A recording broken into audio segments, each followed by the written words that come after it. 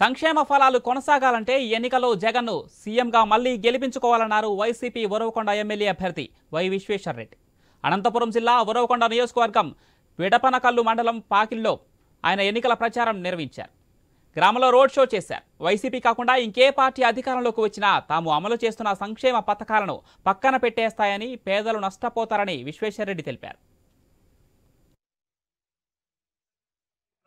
5 ఏళ్లలో వచ్చినాయి మహిళా సంఘాలు ఈరోజు తమ కాళ్లపైన తాము నిలబడుకుంటున్నారు.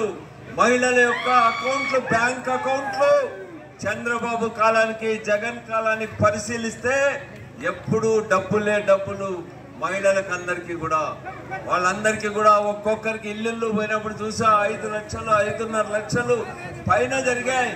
మహిళా సంఘాలన్నీ కూడా ఈరోజు సుభిక్షంగా ఉన్నాయి. దాదాపు 200 కోట్లు 300 కోట్లు ఒక్కొక్క మండలంలో మహిళా సంఘాల టర్నోవర్ జరిగింది.